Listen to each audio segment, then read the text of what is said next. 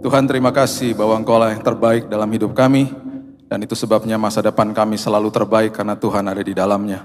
Kami mengucap syukur Tuhan buat hidup yang berharga ini. Kami percaya senantiasa setiap kali Roh Kudus berbicara kepada kami mendapatkan sebuah panduan, sebuah pewahyuan untuk berjalan di dalam kebenaran firman Tuhan. Kami sambut firman kebenaran di dalam satu nama yang indah, Yesus Kristus Tuhan dan Juru Selamat kami berdoa dan mengucap syukur. Kita sama-sama katakan, amin, amin, amin, haleluya. Haleluya, silakan duduk. Shalom. Oke. Kita buka sama-sama dari Mazmur pasal yang ke-23. Kita eksposisi ringan saja supaya Bapak Ibu mengerti apa yang Daud tuliskan di Mazmur 23 dari ayat yang pertama sampai ayat yang ke-6.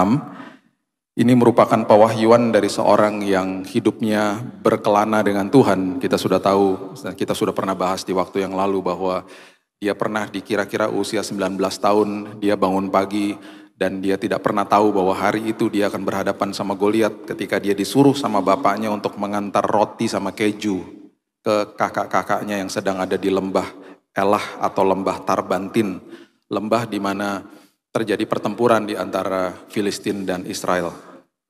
Dan hidupnya yang tadinya diurapi tidak direken gitu ya, sebagai anak yang paling kecil, kemudian kira-kira 13-15 tahun diurapi, dia masih menunggu sekitar 17-an tahun yang akhirnya dia menjadi raja. Dipersiapkan Tuhan, jatuh dalam dosa sempat, dan hidupnya akhirnya kembali kepada Tuhan, mengalami kasih karunia dan seterusnya dan seterusnya. Dan dengan pengalaman-pengalaman ini dia menuliskan banyak sekali metafor-metafor atau pesan-pesan mesianik yang ditulis di dalam kisahnya dia, di dalam suratnya dia. Dan bahkan banyak sekali yang dia tuliskan yang merupakan pesan mesianik akhirnya memang digenapi sama Yesus. Dan itu sebabnya sangat hidup Mazmur yang ditulis oleh Daud karena dia mengalami Tuhan sendiri. Dan itu sebabnya dia mulai katakan di Mazmur 23 ayat yang pertama yang sangat-sangat dalam artinya. Dia katakan, Mazmur Daud, Tuhan adalah gembalaku, takkan kekurangan aku. Mungkin karena kita sering hafal ayat ini, kita sering dulu mungkin di sekolah minggu dan lain sebagainya, karena Mazmur 23 adalah perikop yang paling sering ditaruh atau dicetak di atas sebuah gift item. Yang kedua itu Mazmur 91. Dan seringkali akhirnya orang menghafal. Ada seorang hamba Tuhan dan seorang aktor datang ke sebuah malam dana. Dan di tengah-tengah malam dana si aktor disuruh membacakan Mazmur 23. Dan ketika dia membacakan Mazmur 23 dengan gaya aktingnya dia, semua hadirin tepuk tangan. Karena dengan intonasi dan cakaplah cara mengutarakan Mazmur 23. Di ujung acara itu, sang pendeta disuruh maju ke depan sebelum doa berkat, dia juga disuruh mengutarakan Mazmur 23. Dan waktu dia selesai mengutarakan Mazmur 23, semua hadirin tidak ada yang tepuk tangan karena semua menangis. Perbedaannya yang satu mengucapkan Mazmur 23 karena sekedar hafal saja, yang satu mengucapkan Mazmur 23 karena dia menghidupinya. Beda. Itu sebabnya firman Tuhan kalau nggak dihidupi, nggak akan jadi pewahyuan, tidak akan jadi kehidupan, tidak akan jadi pengalaman akhirnya.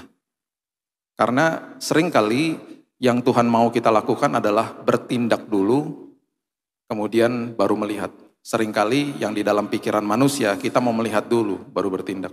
Itu sebabnya manusia memberikan kondisi kepada Tuhan. Kalau aku gini, nanti Tuhan gini. Kalau Tuhan gini, baru aku begitu. Dan selalu akhirnya transaksi sama Tuhan. Nah, ketika Daud menuliskan tidak akan kekurangan dan dia mulai perkataannya adalah Tuhan adalah gembalaku. Sebuah prinsip di dalam dunia, maaf ini bukan kata saya, ini katanya penelitian. Berarti kalau dia gembala, kita adalah domba, dan itu sering kali akhirnya dibahas di dalam firman Tuhan. Domba adalah binatang yang paling bodoh. Dan domba adalah binatang yang butuh guidance atau butuh pimpinan. Bapak Ibu kalau buka YouTube dan tulis aja ya, domba yang jatuh ke dalam lubang, kita akan ketemukan video di mana seorang sedang menolong domba itu keluar dari sebuah lubang. Dan ketika dia berhasil dikeluarkan dari lubang itu, dia loncat, dia begitu senang dia jatuh lagi ke lubang yang sama. Itulah domba. Domba kalau dibalikin badannya, dia membutuhkan pertolongan untuk dibalikin lagi badannya. Karena kalau tidak dia bisa mati. Domba ketika masuk atau kecemplung ke dalam air, dia bisa hanyut karena bulunya berat, bisa mati. Domba nggak bisa main tak umpet. Kalau ketemu terus dikagetin gitu ya, ketemu gitu, mati dia. Karena dia bisa serangan jantung. Domba sangat lemah. Di tahun 2005 ada sebuah kisah yang betul-betul terjadi di daerah Turki, di mana ada 1.500 domba yang sedang digembalakan. Dan di jam makan siang, para gembala break makan siang. Gak lama, sekitar 15-20 menit. Tiba-tiba ada satu domba yang keluar dari barisan dan mulai akhirnya terjun ke sebuah jurang dekat situ. Ironisnya ada 400 domba yang lain teman-temannya ikutan terjun dan semuanya mati. Itulah domba.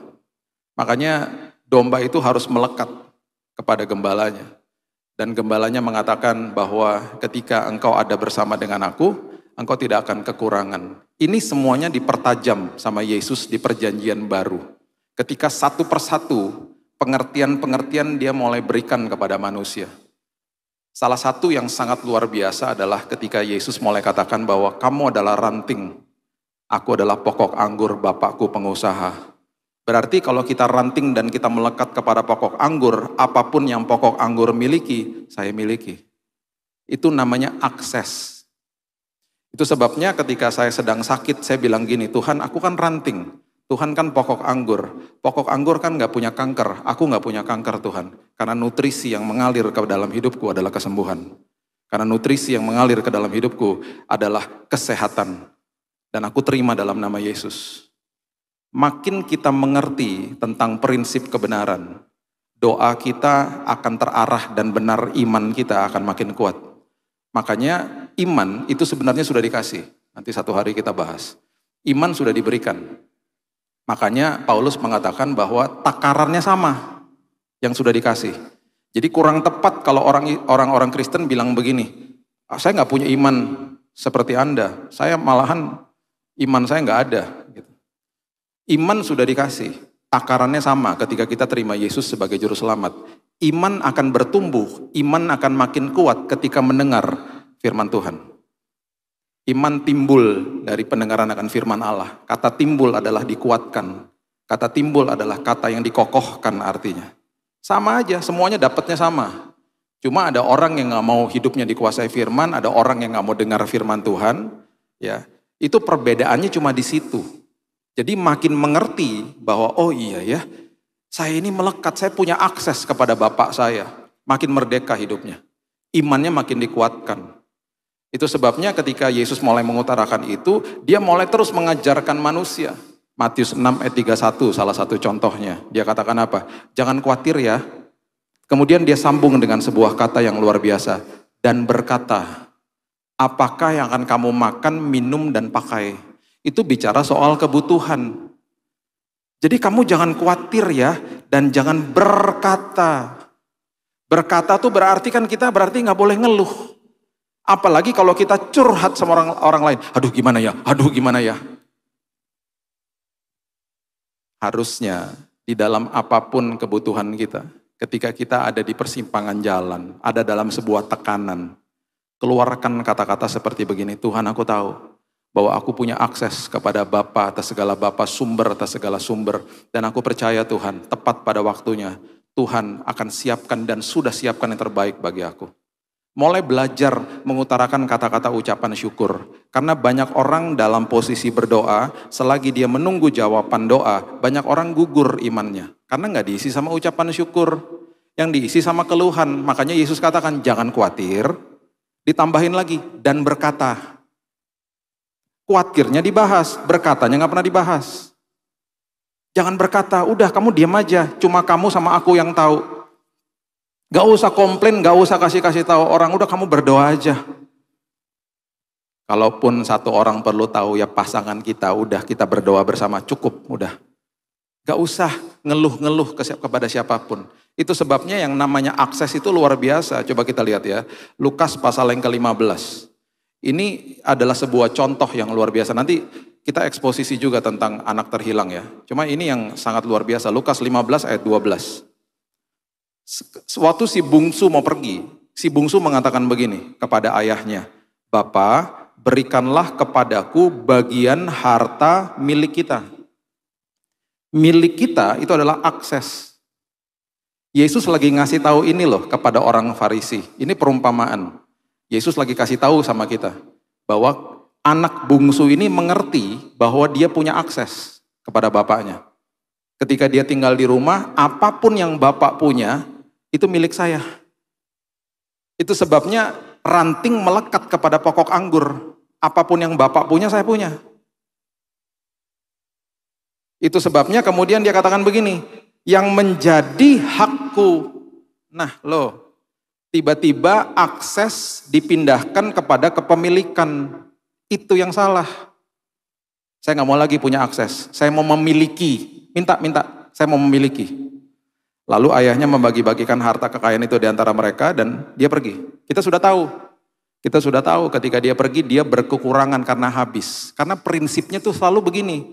Apapun yang kita miliki ketika terlepas dari tangan akan terlepas dari hidup.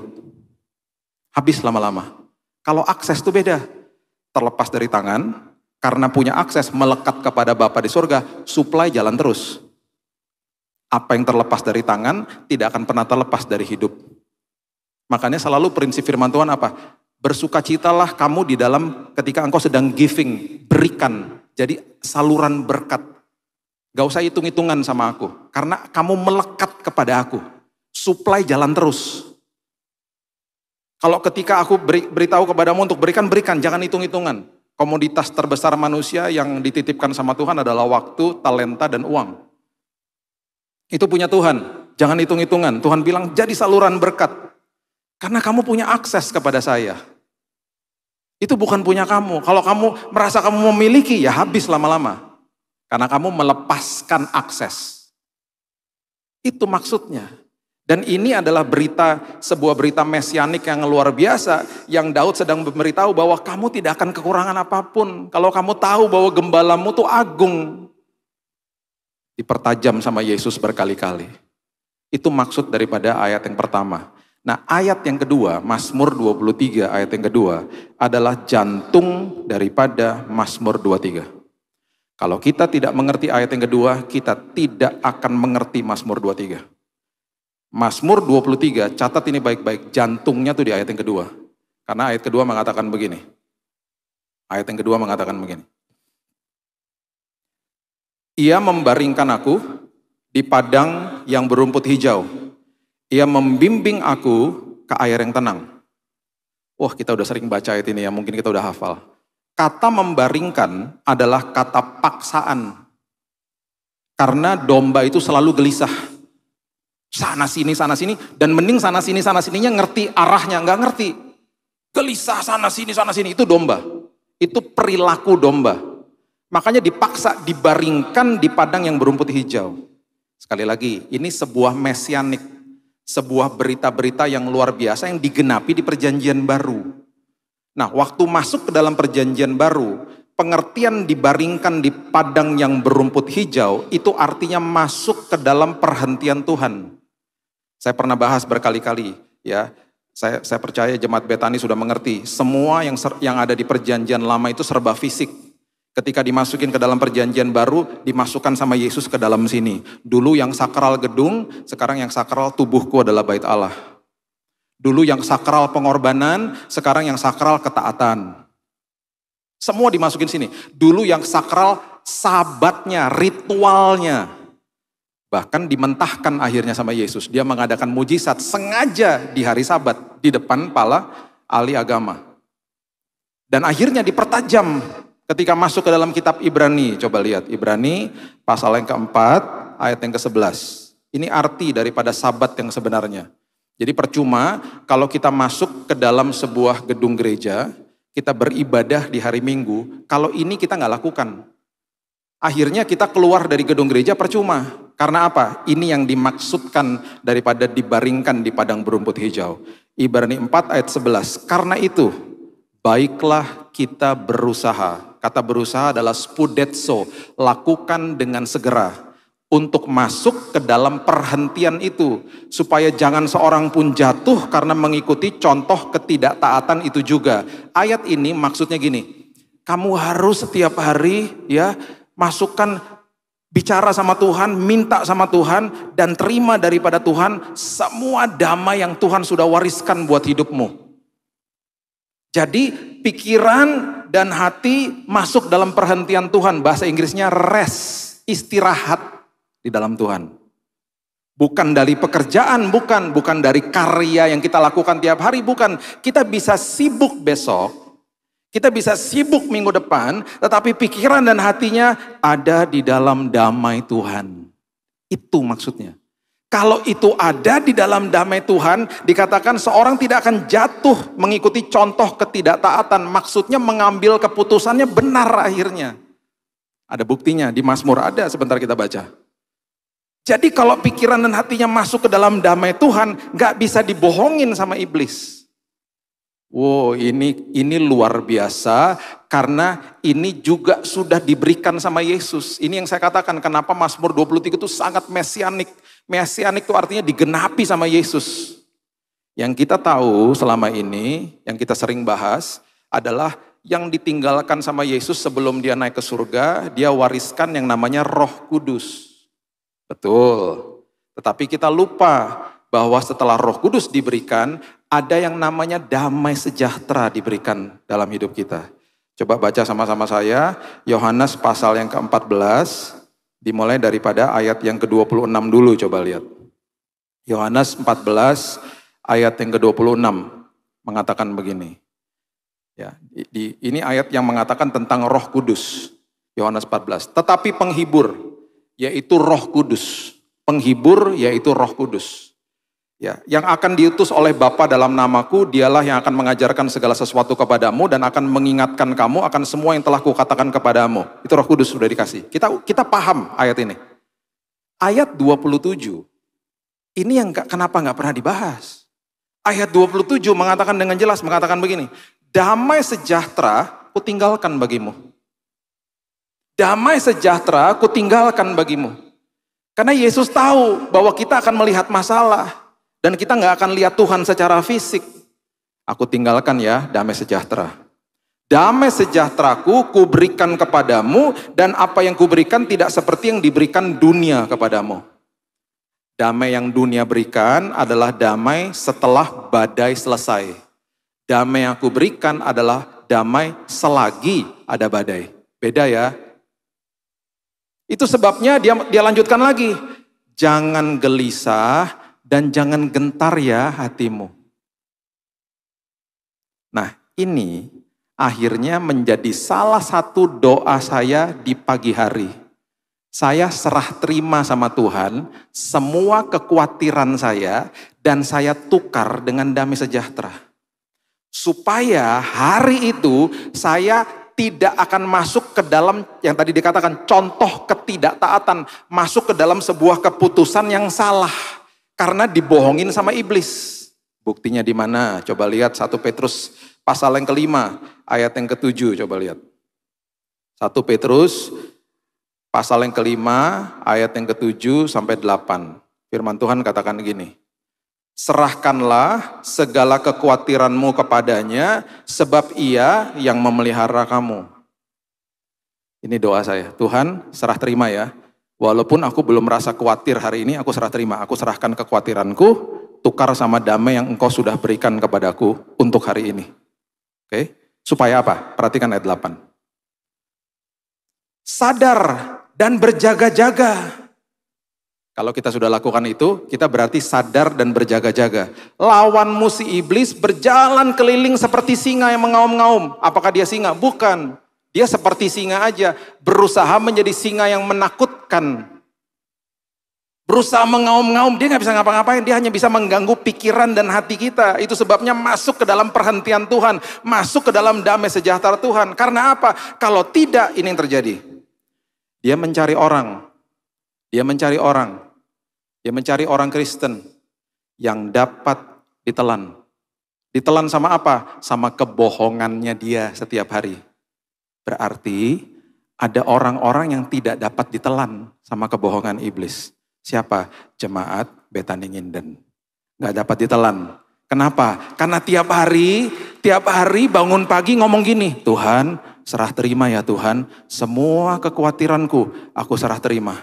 Tukar ya Tuhan sama damai sejahtera yang Tuhan sudah berikan dalam hidupku. Tuhan hari ini aku sibuk loh Tuhan, pikiran dan hatiku masuk ke dalam perhentian Tuhan.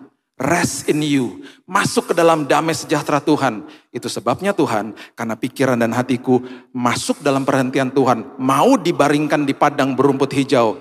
Apapun kebohongan iblis hari ini tidak akan mempan atas hidupku. Itu maksudnya. Betapa pentingnya hidup di dalam damai itu. Karena kita sama seperti yang digambarkan, seperti domba yang dalam tanda kutip seolah-olah kayaknya liar dan bingung mau ngapain. Kan kita suka bingung mengambil keputusan. Tuhan, masuk dalam damai sejahtera supaya aku mengambil keputusan dengan benar. Coba balik lagi ke Mazmur 23. Ayat yang kedua tadi coba. Dikatakan begini. Kalau ia membaringkan aku di padang yang berumput hijau, kemudian ia membimbing aku ke air yang tenang. Orang yang hidup di dalam damai sejahtera hidupnya tenang. Dan ketika dia tenang, ayat yang ketiga mengatakan apa? Mazmur 23 ayat yang ketiga, ia menyegarkan jiwaku. Masuk dalam damai sejahtera, tenang, segar. Orang yang segar, perhatikan yang berikut ini. Ia menuntun aku di jalan yang benar oleh karena namanya. Mengambil keputusannya benar. Dahsyat. Itu sebabnya ini jantungnya Mazmur 23. Gak ngerti ini, gak akan ngerti semuanya. Masuk dalam perhentian Tuhan setiap hari, pikiran dan hati. Ketika masuk ke dalam damai sejahtera Tuhan, aku tenang. Ketika aku tenang, hidupku segar. Ketika aku segar, mengambil keputusannya benar. Karena sama seperti pohon yang tadi. Karena kita ranting dan kita melekat kepada pohonnya, nutrisi yang pohon itu punya, selalu kita punya. Saya pernah tinggal di negara yang 13 tahun di negara yang 4 musim. 4 musim, jadi ada musim gugur. Musim gugur terjadi karena nutrisi tidak disalurkan ke ranting. Karena pohonnya harus simpen nutrisi buat musim dingin. 13 kali itu saya ngeliatin, waduh berantakan kotanya. Dan di mana-mana ketika ada musim gugur, kota mengeluarkan uang besar karena harus dibersihin, licin itu daun-daun. Dan jadi kotor akhirnya. Setelah musim dingin, daunnya itu akan mulai tumbuh lagi karena nutrisinya disalurkan kembali sama pohonnya. Timbullah yang namanya musim semi. Itu sebabnya firman Tuhan mengatakan apa di Mazmur? Engkau seperti pohon yang ditanam di tepi aliran air, berbuah pada musimnya, daunnya tidak akan layu. Apapun yang diperbuatnya berhasil. Kenapa daunnya tidak layu? Karena musim boleh berganti, daun kita nggak akan rontok. Karena nutrisi dari pohon disalurkan terus melalui hidup kita. Itu sebabnya kita segar terus. Itu maksudnya. Kita segar terus, musim boleh berganti, kita segar. Musim boleh nggak enak, kita tetap segar di dalam Tuhan. Bahkan jadi kesaksian.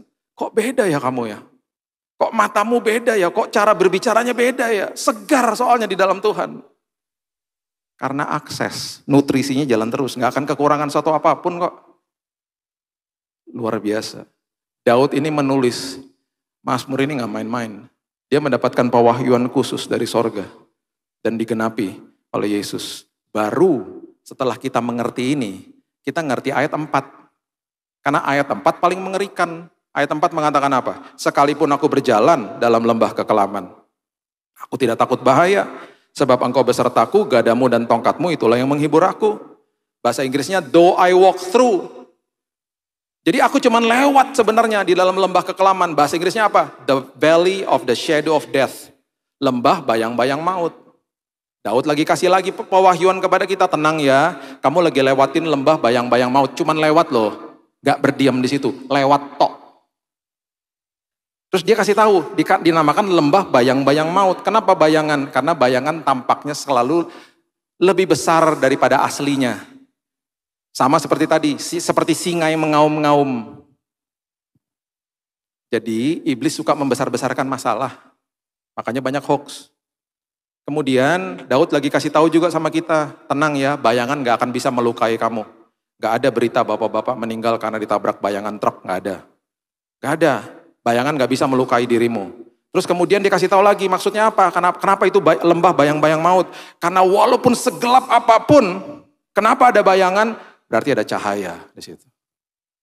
Siapa cahayanya? Ada Tuhan hadir di situ. Berjalan bersama-sama dengan kita. Tapi kok kecil? Ya itu yang saya sampaikan berkali-kali. Firman Tuhan adalah pelita, bukan lampu sorot. Jadi walaupun kecil, berjalan langkah demi langkah gak apa-apa. Karena udah pasti nyampe di tempat dengan aman dan nyaman. Karena jalan sama sumber atas segala sumber. Raja atas segala raja. Walaupun kecil pelitanya. Karena Tuhan lagi mengasah iman kita. Tenang, kamu jalan sama saya. Sumber atas segala sumber. Raja atas segala raja. Nah gimana kita bisa lakukan ini kalau kita gak masuk dalam perhentian Tuhan pikiran dan hatinya? Gimana kita bisa mengambil keputusan dengan benar ketika sedang melewati masalah kalau kita nggak hidup di dalam damai di dalam Tuhan? Itu sebabnya ayat yang kedua dan tiga tadi adalah jantung daripada Mazmur 23. Dan ketika kita mengerti ini, dia lanjutkan lagi yang berikutnya. Ini luar biasa, di ayat yang kelima dikatakan begini. Engkau menyediakan hidangan bagiku di hadapan lawanku. Engkau mengurapi kepalaku dengan minyak, pialaku penuh melimpah. Bayangkan di depan lawan kita, dia menyediakan hidangan bagi kita. Dia menyediakan hidangan, tamunya cuman kita, cuman saya dan Tuhan. Di depan lawan kita, berarti apa sih? Berarti maksudnya apa? Secara rohani kita bisa berdoa walaupun ada masalah, secara jasmani kita bisa makan selagi ada masalah, gak stres. Kemudian pialaku penuh melimpah, itu bicara soal urapan Tuhan, dikasih urapan Tuhan, dikasih pengertian sama Tuhan. Ini loh, kamu lagi ngelewati ini, kamu dapat pewahyuan ya. Karena apa? Tuhan berbicara kepada orang-orang kebanyakan yang selalu adanya di padang gurun. Tuhan berbicara kepada Yohanes Pembaptis, bukan kepada imam besar di saat itu. Alkitab mengatakan dengan jelas. Imam besar di bait Allah, tapi Tuhan berbicara kepada Yohanes yang ada di padang gurun. Makin ngelewatin masalah, makin jelas suara Tuhan di situ. Itu Tuhan. Kisah para Rasul, pasal yang ke-12, ini salah satu contoh ya. Kisah Rasul pasal yang ke-12, ayat yang ke-6 sampai ayat yang ke-7, coba lihat. Kisah Rasul 12 ayat 6 sampai 7. Ini adalah kisah tentang Petrus, yang baru tahu temannya Yakobus dipenggal kepalanya, mati, martir. Dan ada kemungkinan besar besoknya si Petrus ini akan diperhadapkan sama orang banyak, dia pun akan mati martir. Lihat ayat 6. Ini contoh daripada hidangan disiapkan di depan lawanmu sama Tuhan. Kisah Rasul 12 ayat 6. Pada malam sebelum Herodes hendak menghadapkannya kepada orang banyak, Petrus tidur di antara dua orang prajurit terbelenggu dengan dua rantai. Selain itu prajurit-prajurit pengawal sedang berkawal di muka pintu. Udah di muka pintu ada prajurit, di dalam juga ada prajurit. Perhatikan ayat ini dahsyat. Tiba-tiba berdirilah seorang malaikat Tuhan dekat Petrus. Perhatikan kalimat ini. Dan cahaya bersinar dalam ruangan itu. Kenapa Lukas, penulis kisah Rasul adalah Lukas? Kenapa Lukas? Lukas itu dokter, jadi dia detail kalau tulis. Kenapa dia mau memberitahu kepada kita bahwa malaikat itu datang dengan sinar yang luar biasa? Karena dia lagi kasih tahu sama kita, kalau malaikat datang, selalu manusia bangun, manusia terperanjat, manusia takut, sampai selalu malaikat harus menjelaskan dirinya. Jangan takut, aku malaikat membawa pesan dan seterusnya. Jadi mungkin malaikatnya juga udah siap-siap. Melakukan SOP, cek datang. Sinar bersinar dalam ruangan itu. Dia udah nungguin aja, kalau bangun nih pasti ketakutan. Udah siap dengan kata-katanya, udah punya rundown-nya. Apa yang dikatakan di ayat yang ke-7 ini? Firman Tuhan katakan begini. Malaikat itu menepuk Petrus untuk membangunkannya. Katanya bangunlah segera, maka gugurlah rantai itu dari tangan Petrus. Berarti apa? Petrusnya nggak bangun. Berarti Petrus tidur nyenyak. Ini pertama kali terjadi dalam sejarah perserikatan kemalaikatan. Malaikat hadir, manusianya nggak bangun. Pasti teman-teman yang ngetawain dia, wah kurang sakti kamu. Diam. Itu betul-betul bersinar, manusianya nggak bangun. Alkitab atau Dokter Lukas sedang memberitahu kepada kita, Petrus tidur nyenyak. Apapun ada masalah, saya bisa berdoa Tuhan. Apapun masalah yang saya hadapi, saya bisa makan, saya nggak stres. Kenapa? Karena hidangan disiapkan sama Tuhan di depan lawanku. Karena hatiku masuk dalam perhentian Tuhan, aku tahu yang berperkara siapa. Aku sudah menyerahkan semua kekhawatiranku, serah terima dengan damai sejahtera Tuhan.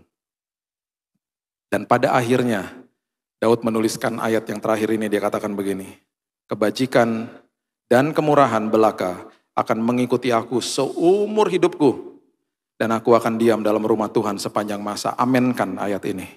Kebajikan dan kemurahan akan mengikuti aku. Saya akan tutup dengan kisah nyata ini ya. Saya ini suka minum kopi ya. Pasti banyak yang suka minum kopi ya. Tapi kalau saya suruh angkat tangan nanti pasti makin berkurang biasanya. Karena biasanya semangat gitu. Saya minum kopi ya semua angkat tangan. Minum kopinya espresso mulai berkurang. Double espresso makin berkurang. Triple espresso makin gak ada. Saya ini suka minum kopi. Jadi tahun 2021. Tahun lalu maksud saya. Tahun 2022. Di bulan April. Saya tuh ngobrol sama istri saya. Di rumah ada mesin kopi sederhana lah. Saya bilang, sayang ini ada mesin kopi. Ya, ini kalau biji kopinya dimasukin di atas, dia ngerain sendiri jadi 1 cup. Tapi harganya lumayan mahal. Nah, saya punya kelompok sel. Ada teman-teman yang saya mentor di rumah. Mereka tuh suka minum kopi, semuanya. Saya bilang sama dia, mereka pasti senang kalau ada mesin kopi ini. Saya cuma ngomong sama dia aja, cuma ngomong aja. Karena suka aja lihat mesin kopinya. Satu hari kita pergi, seminggu setelah itu kita pergi ke Bandung. Karena mertua saya dan kokonya kakak dari istri saya tinggal di sana. Di mobil kita ngomongin lagi, bahkan kita buka-buka lagi Google. Wah, mesinnya bagus juga ya. Cuma berdua yang tahu. Sampai di rumah kakaknya, masuk ke ruang tamunya, tiba-tiba mesin kopi yang kita omongin itu ada di situ. Persis sama. Jadi kita berdua ngapain? Mesin kopi ada di sini. Kinclong, seolah-olah masih baru. Wah, mesin kopinya bagus, saya bilang gitu. Iya, kakaknya bilang, saya udah beli 3 bulan lalu. Tapi saya nggak pernah pakai. Loh, kenapa? Bingung, tombolnya kebanyakan. Loh, baca aja buku manualnya, males. Selama 3 bulan saya tetap minum kopi tubruk. Istri saya langsung membuka buku manual, dia lihat caranya gimana, dia buatin saya kopi. Wah, nikmat memang rasanya. Beda lah. Karena fresh dari biji kopi langsung jadi secangkir kopi. Sebelum kami pulang, kakaknya bilang gini, Bill, kamu kan suka minum kopi, itu mesin gak dipakai, bawa pulang aja. Bawa pulang. Bawa pulang aja. Kok bisa ya? Di mobil ke Bandung ngomongin mesin kopi yang itu, pulang dari Bandung bawa mesin kopi yang persis seperti itu. Seolah-olah kayak Tuhan suruh dia beli 3 bulan lalu gak dipakai lagi. Seolah-olah. Jadi saya pulang bawa mesin kopi. Oke. Seminggu setelah itu Tuhan kasih buat saya. Seminggu setelah itu, istri saya dapat telepon dari temannya. Ci, aku nih gini loh Ci, aku nih beli penginapan 2 malam di Ubud buat orang tuaku. Harusnya bulan Mei, tapi aku salah aku masukinnya bulan April. Jadi ini gak bisa di-refund. Gak tahu kenapa aku pengen telepon kamu, buat kamu aja deh. Tanya Billy bisa gak? Itu kan tengah minggu. Biasa kan gak ada pelayanan kalau tengah minggu, ayo coba. Dia tanya sama saya bisa. Ya udah kita berangkat. Temannya bilang gini, ya udah karena ini kesalahan aku siapin tiket pesawatnya sekalian. Nanti dari airport ke Ubud kan jauh, aku siapin juga mobil penjemputan. Kamu bawa koper aja ke sana. Sampai kita di sana, kita berdua buka villa itu. Belakangnya sawah, hutan, sama sungai. Sama ada burung beterbangan di mana-mana. Indahnya luar biasa. Istri saya langsung duduk. Dia nangis. Lah kenapa kamu nangis? Aku mau ngaku katanya. Ngaku apa? Beberapa bulan lalu aku berdoa sama Tuhan. Kamu aja gak tahu, cuman aku sama Tuhan yang tahu. Aku bilang gini, Tuhan schedule udah mulai padat. Pengen deh Tuhan, 2 malam aja Tuhan. Di sebuah tempat yang belakangnya ada sawah. Aku ngomong gitu loh. Belakangnya ada sawah, berduaan aja sama suamiku. Terus pas saya dengar gitu, 2 malam. Kenapa kamu gak minta seminggu sama Tuhan? Maksud saya gini loh Bapak Ibu. Sedetail itu Tuhan ngasihnya. Mesin kopi sama villa di Ubud itu bukan kebutuhan, itu keinginan. Kalau keinginan aja Tuhan perhatikan secara detail, apalagi kebutuhan kita. Apalagi yang namanya kesembuhan, apalagi yang namanya pemulihan, berkat mujizat dan lain sebagainya. Tuhan sudah siapkan karena kebajikan dan kemurahan mengikuti kita, ngejar kita kok. Hidupi Mazmur 23. Besok pagi bangun bilang gini, Tuhan, aku serahkan semua kekhawatiranku, tukar sama damai-Mu Tuhan. Dan aku akan menjadi orang yang tenang, orang yang segar, orang yang mengambil keputusan dengan benar. Dan jika ada masalah datang, aku mengambil keputusan dengan benar. Bahkan aku gak akan stres. Karena aku disiapkan hidangan sama Tuhan. Pialaku penuh melimpah, kebajikan dan kemurahan mengikuti hidupku. Berikan tepuk tangan kita kepada Tuhan. Haleluya. Gembala yang agung, kami mengucap syukur karena kami dipimpin oleh gembala yang luar biasa. Bahkan gembala yang memberikan nyawanya untuk kami. Bahkan gembala yang mencari domba yang hilang, menggendongnya di bahunya, bersukaria, bahkan memanggil teman-temannya untuk bersukaria bersama-sama dengan dia. Dan itu yang Alkitab jelaskan kepada kami, betapa agung dan luar biasa Engkau Tuhan bagi kami. Ketika kami melekat kepada Tuhan sebagai domba, kami tidak akan kekurangan suatu apapun. Dimulai dari dalam kami ya Tuhan. Sukacita, damai sejahtera, hikmat, pengertian, pengharapan melekat kepada kami. Semua kebutuhan kami sudah Engkau siapkan. Karena Engkau adalah sumber atas segala sumber. Dan kami punya akses kepada gembala yang agung. Karena kami melekat kepadanya. Bapa meteraikan firman ini. Dan kami adalah manusia-manusia yang masuk ke dalam perhentian Tuhan. Masuk ke dalam damai sejahtera Tuhan. Dan ketika ada bahaya apapun Tuhan, kami tidak akan dapat dibohongi sama iblis. Terima kasih ya Tuhan. Kami percaya bahwa masa depan kami ditanggung penuh oleh Tuhan. Karena kami berjalan bersama dengan gembala yang agung. Hanya di dalam nama Tuhan Yesus. Kami sudah berdoa dan sudah menerima firman kebenaran. Kita sama-sama katakan, amin. Tuhan berkati.